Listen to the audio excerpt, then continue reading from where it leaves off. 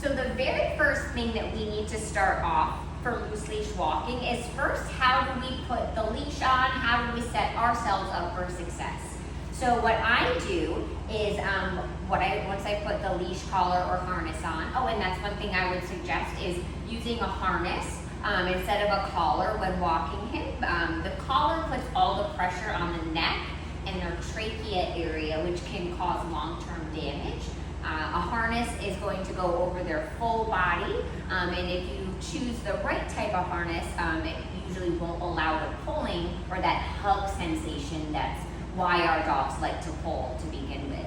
So the first thing that we're going to do is, if you walk Hugo, and we're just for the sake of this video, if you walk Hugo on the left, you're going to hold the loop of the leash in your right hand, the extra slap with that same hand, and then you're going to feed with the hand that's free, and the treats are also going to be on the same side as Hugo. So all I'm going to ask Hugo for right now is just within 2 feet of me, can he give me attention? Yes. And I'm going to mark that with my click or yes, and then give him a treat.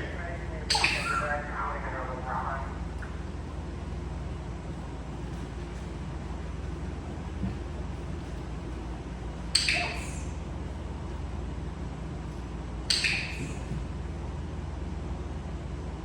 So I'm going to start feeding him where it pays. Yes.